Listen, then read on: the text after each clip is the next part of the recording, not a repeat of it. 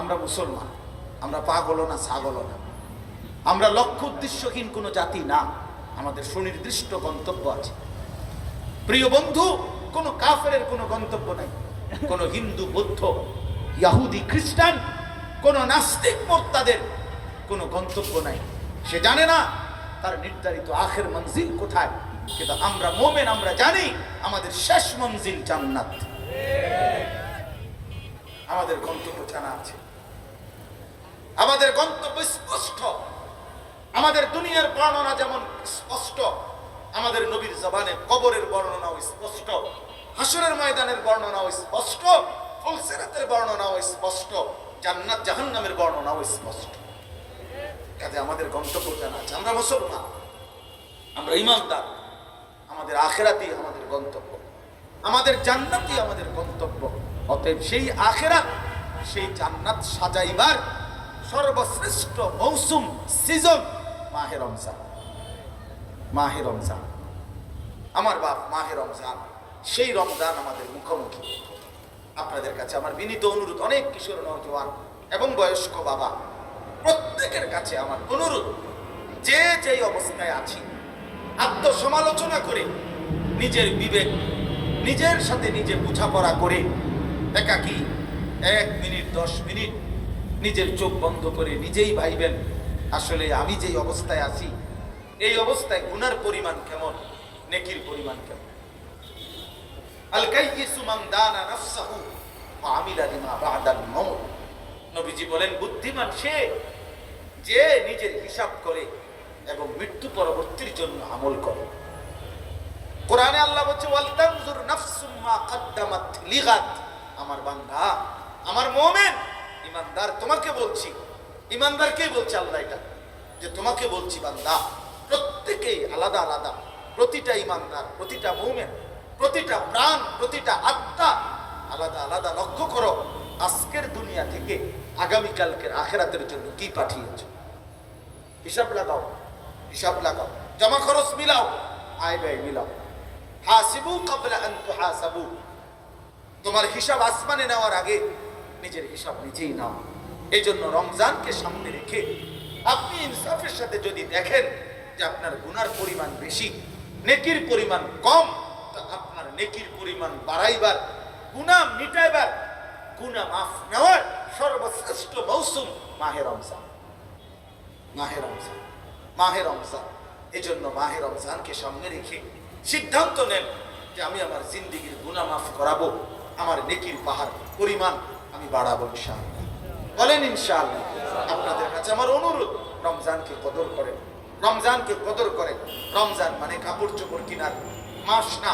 রমজান মাসে, রমজান রহমতের মাস, মাগফিরাতের মাস, নাজাতের মাস।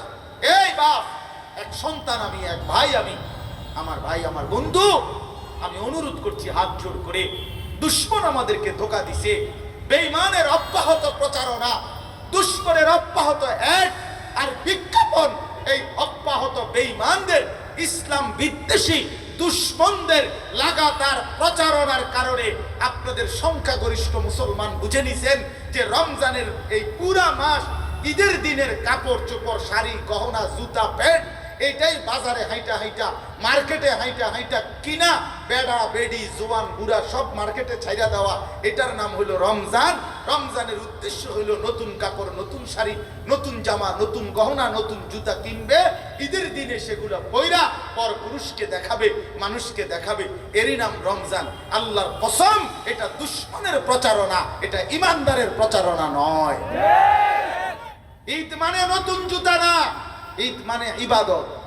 ঈদ মানে নতুন শাড়ি না, ঈদ মানে ইবাদত। রমজানের ঈদ এটা উৎসব নয়, এটা ইবাদত। মুমিনের উৎসব ও ইবাদত, মুমিনের হাসি ও ইবাদত, মুমিনের কান্নাও ইবাদত। ইবাদত এটা।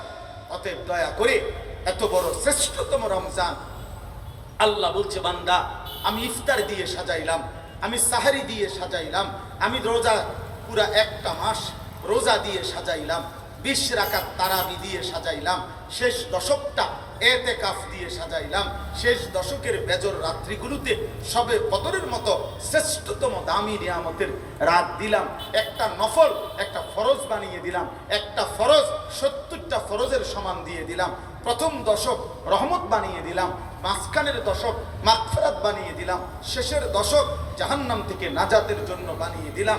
একজন ইফতারকে ইফতার করাইলে সামান্য পরিমাণ হলেও আমি তাকে সমপরিমাণ নেকি দান করব, এই ওয়াদা দিলাম। ডান কাদের ফেরেশতাকে আমি আল্লাহ বলে দিলাম, রমজান মাসে আমার বান্দার নেকি তুমি লিখবা না, আমি আল্লাহ নিজে লিখব। প্রতি নেকি আনা আজিজি বিহি, আমার হাতে দেব, আমি দেব আমার বান্দার বিনিময়। আল্লাহ বলে, বান্দা এত কিছু দিয়েও, এত ইবাদত, এত নেকি, এত পুরস্কার, 70 গুণে গুণে গুণে নেকি, এই অগণিত সওয়াব দিয়েও আমি যদি তোর আখিরাত সাজাইতে না পারি, তোরে যদি বান্দা জান্নাত দিতে না পারি, আমি আর কি করব বান্দা? আমি আর কি করতে পারি বান্দা? তবুও তুমি জান্নাত নিবা না বান্দা? কোরআন শরীফে এই জন্য আছে, ফাবিআইয়ি হাদিসিন বাদাহু ইউমিনুন, ফাবিআইয়ি হাদিসিন বাদাহু ইউমিনুন।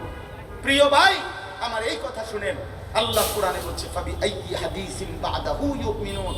আমার বান্দা 23টা বছর আমি কোরআন নাজিল করেছি, 30 পারা কোরআন নাজিল করেছি, আমি প্রতিটা বিধান স্পষ্ট করে বলে দিয়েছি, প্রতিটা কথা বারবার বারবার রিপিট করেছি, বারবার বলেছি, কোনো কিছু আমি আল্লাহ অস্পষ্ট অগোছালো রাখি নাই, আমার বন্ধুর মাধ্যমে সব বলেছি। মা ফাররাতনা ফিল কিতাবি মিন শাই, আমি কোরআনে কিছুই বাদ দেই নাই। তিবিয়ানান লিকুল্লি শাই, সব কিছুর বিস্তারিত বর্ণনা করেছি।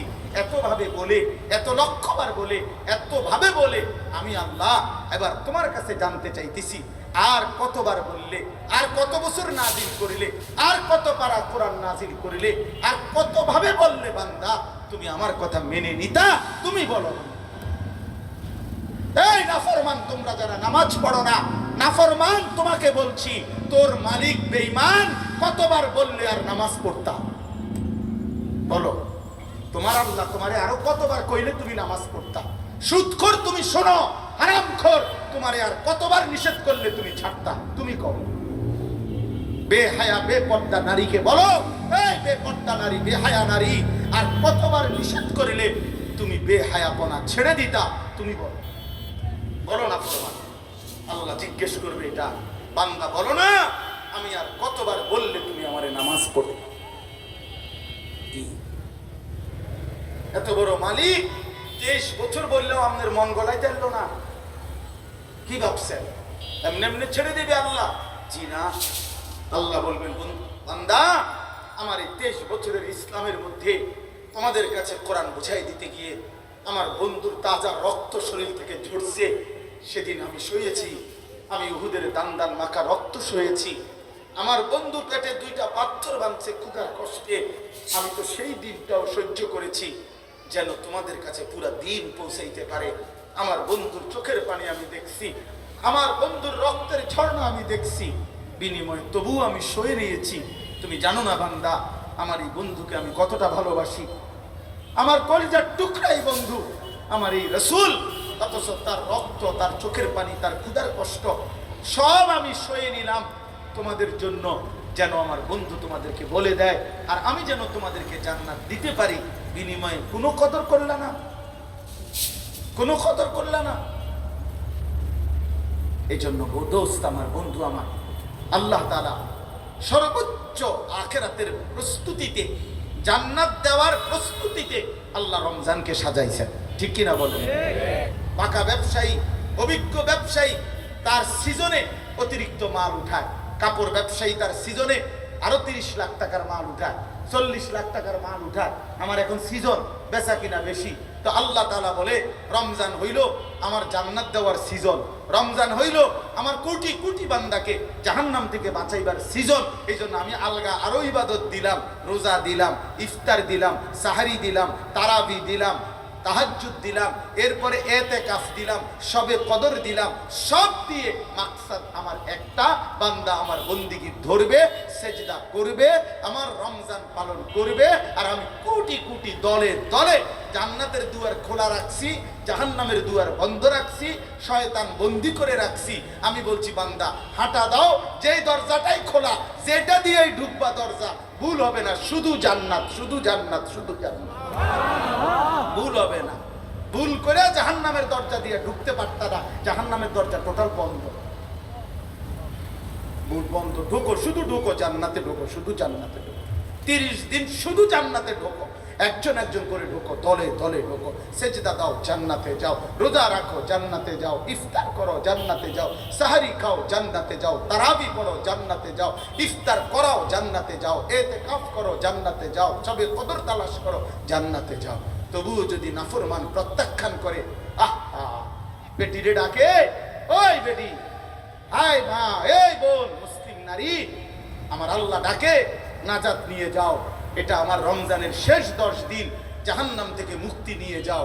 ওই নাফরমান অসভ্য বেহায়া বেপর্দা নারী আল্লাহকে বৃদ্ধাঙ্গুলি দেখাইয়া বলে, তোমার নাজাত তোমার কাছে রাখো, আমি জুতা কিনতে যাই, আমার জুতা দরকার, আমি জান্নাত দিয়ে কিনবো, আমার দরকার জুতা, আমার দরকার শাড়ি, আমার বহুত কিছু কিনা এখনো বাকি, আমি এনে বইয়া দেখব। আহা মুসলমান, কেমনে বললে বুঝতাম।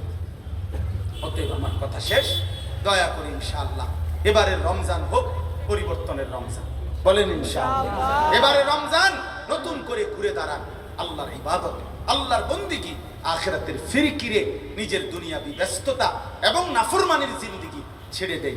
নওজোয়ান ভাই বলেন ইনশাআল্লাহ। আল্লাহ আমাদেরকে তৌফিক দান করেন। আমার ভাই এই নতুন মাদ্রাসা করছে, আল্লাহ তাআলা তার এই মাদ্রাসাকে কবুল করে নেন। যে ছেলেরা হাফেজে কোরআন হয়েছে, আল্লাহ তাদেরকে আলেমে হক্কানি রব্বানি বানিয়ে দেন। বাকি ছেলেদেরকেও আল্লাহ কবুল করে নেন। আশেপাশের সবগুলো মাদ্রাসা আল্লাহ তাআলা কবুল করে নেন। মাদ্রাসার জন্য 3 জিনিস সব সময় চাওয়া: 1, মাদ্রাসার জন্য দোয়া করবেন; 2, মাদ্রাসায় সন্তান পড়তে দিবেন; 3, মাদ্রাসায় দান সাদকা করবেন। ইনশাআল্লাহ বরকত পাবেন। আল্লাহ উপরে নিচে ডানে বামে আমরা যারাই আল্লাহর কথা শুনেছি, আল্লাহ আমাদের প্রত্যেককে ঈমান আমলের তৌফিক দান করেন, কবুল করেন। মাশাআল্লাহ, দয়া করে মেহেরবানি করে নামাজের পরে ইনশাআল্লাহ আরো 2জন প্রখ্যাত আলেমে দ্বীন, আমি তো কোনো ওয়াজ করি না, কতক্ষণ ধমকাধমকি করলাম, কেমন নিরিবিলি ওয়াজ, ইনশাআল্লাহ আপনারা এশার নামাজের পরে শুনবেন। আবারও আপনারা নামাজ পড়ে সবাই আইসেন। আল্লাহ আপনাদেরকে কবুল করেন, তৌফিক দান করেন। আমিন। সুবহানাল্লাহি।